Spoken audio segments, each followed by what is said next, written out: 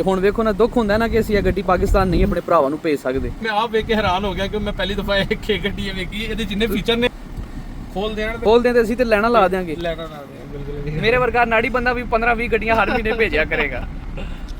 ਪਹਿਲੇ ਖੋਲਿਆ ਸੀ ਮੁਸ਼ਰਫ ਦੇ ਦੌਰੇ 'ਚ ਤੇ ਉਸ ਟਾਈਮ ਬੜੀਆਂ ਗੱਡੀਆਂ ਗਈਆਂ ਸਨ, ਉਹ ਹੀ ਚੱਲ ਰਹੀਆਂ ਹਲੇ ਤੱਕ, ਉਹ ਵੀ ਮਹਿੰਗੀਆਂ ਹੋ ਗਈਆਂ ਨੇ। ਹਾਂਜੀ ਨਿਸਾਨ ਦੀ ਇਹ ਡੇਜ਼ ਗੱਡੀ ਹੈ, ਸਾਫ ਸੁਥਰੀ ਗੱਡੀ ਹੈ। ਇਹ ਹੁਣ ਮੈਂ ਪੁੱਛਣਾ ਵਾ ਕਿ ਕਿੰਨੇ ਦੀ ਇਹਨਾਂ ਨੇ ਲਈ ਹੈ ਤੇ ਇਹ ਕਿੰਨੇ ਕੁ ਦੀ ਵਿਕਣ ਦੇ ਚਾਂਸ ਨੇ ਇਹ ਗੱਡੀ ਨਾ, ਤੇ ਫਿਰ ਤੁਸੀਂ ਆਪ ਹਿਸਾਬ ਲੈ ਲੈਣਾ ਕਿ ਪਾਕਿਸਤਾਨ ਦੇ ਵਿੱਚ ਇਹ ਗੱਡੀ ਕਿੰਨੇ ਦੀ ਹੈ ਤੇ ਇੱਥੇ ਅਸੀਂ ਲੈ ਕੇ ਵੇਚ ਕੇ ਵੀ पैसे कमा के भी तब भी पाकिस्तान तो कहीं गुना सस्ती है।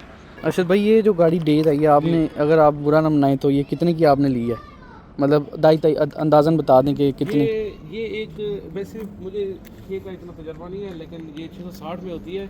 ये किसी कस्टमर ने ना, कोई नेपाली है जी उसने मुझे कहा था कि भाई मुझे खे गाड़ी कोई ऑक्शन से लेके दें। अच्छा, तो मैंने ये ऑक्शन से मेरे ख्याल में कोई 15-20 मान की उठाई है।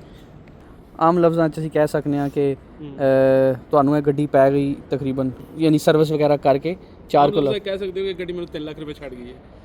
ਅੱਛਾ, ਪਾਕਿਸਤਾਨੀ 3 ਲੱਖ ਰੁਪਏ ਛੱਡ ਗਈ ਹੈ ਇੱਥੇ ਹੀ ਖਰੀਦ ਕੇ, ਤੇ ਤੁਸੀਂ ਸਿਰਫ ਇੱਕ ਨੇਪਾਲੀ ਕਸਟਮਰ ਨੂੰ ਵੇਚੀ ਹੈ ਤੇ ਉਹਦੇ ਵਾਸਤੇ ਵੀ ਇਹ ਗੱਡੀ ਬਹੁਤ ਸਸਤੇ 'ਚ ਉਹਨੂੰ ਗੱਡੀ ਇੱਕ ਪਾਕਿਸਤਾਨੀ ਕੋਲੋਂ ਲੱਭ ਗਈ ਹੈ। ਯਾਨੀ ਕਿ ਇੱਕ ਕਸਟਮਰ ਵਾਸਤੇ ਉਹਨੇ ਲਈ ਹੈ 4.5 ਲੱਖ ਯੈਨ, ਯਾਨੀ ਕਿ ਪਾਕਿਸਤਾਨੀ ਹੈ ਤਕਰੀਬਨ ਬਣਿਆ ਤਕਰੀਬਨ 8 ਲੱਖ ਯੈਨ, 8 ਲੱਖ ਰੁਪਇਆ। ਠੀਕ ਹੈ, 8 ਲੱਖ ਰੁਪਏ ਦੇ ਵਿੱਚ 360 ਅਰਾਊਂਡ ਵੀ ਮੋਨੀਟਰ ਹੈ ਸਾਰੇ ਦੇ। ਇੰਨੀ ਪੁਰਾਣੀ ਗੱਡੀ ਦੇ ਵਿੱਚ ਤੁਹਾਨੂੰ ਮੋਨੀਟਰ ਵੀ ਖਾਵਾਂ ਸ਼ੇਬ ਭਾਈ। ਜੀ ਇਹ ਵੇਖੋ ਸਰ ਤੁਸੀਂ।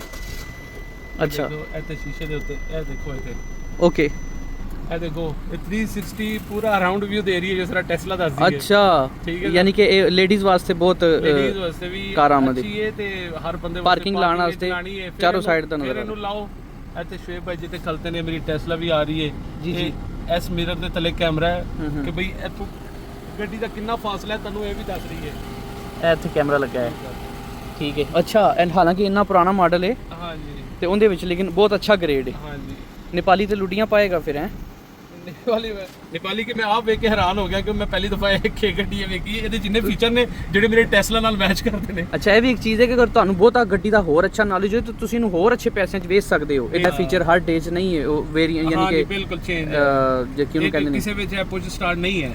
ਉਹਨੇ ਕਿਹਾ ਭਾਈ ਮੈਨੂੰ ਪੁਸ਼ ਸਟਾਰਟ ਚਾਹੀਦੀ ਹੈ ਤੇ ਨਾਲ ਹੀ ਮੈਨੂੰ ਡਿਜੀਟਲ ਕਲਾਈਮੇਟ ਚਾਹੀਦਾ ਹੈ। ਅੱਛਾ, ਇਹ ਵੀ ਡਿਜੀਟਲ ਹੈ, ਡਿਜੀਟਲ ਆਈਡਲਿੰਗ ਸਟਾਪ ਵਾਲੀ ਚਾਹੀਦੀ ਹੈ। ਮੈਂ ਕਿਹਾ ਠੀਕ ਹੈ ਭਾਈ, ਜੋ ਆਈਡਲਿੰਗ ਸਟਾਪ ਮਤਲਬ ਹੈ ਕਿ ਜਿੱਥੇ ਸੜਕ ਅਸੀਂ ਇਸ਼ਾਰੇ ਤੇ ਰੁਕਾਂਗੇ ਤੇ ਇੰਜਨ ਬੰਦ ਹੋ ਜਾਏਗਾ, ਪੈਟਰੋਲ ਬਚੇਗਾ। ਹਾਂਜੀ ਬਿਲਕੁਲ ਇੰਨੀ ਗੱਲ ਹੈ। ਠੀਕ ਹੈ, ਇਹ ਕਿੰਨੀ ਖੁੱਲੀ ਹੈ ਨਾ, ਤੇ ਇਹ ਆਮ ਇਹਨੂੰ ਚੁੱਕ ਦਿਓ ਤੇ ਬਿਲਕੁਲ ਖੁੱਲਾ, ਇੱਥੇ ਇੱਕ ਅੱਧਾ ਬੱਚਾ ਵਿੱਚ ਬਹਿ ਸਕਦਾ ਪਾਕਿਸਤਾਨ ਦੇ ਹਿਸਾਬ ਨਾਲ ਸੋਚਿਆ ਜਾਏ ਤੇ।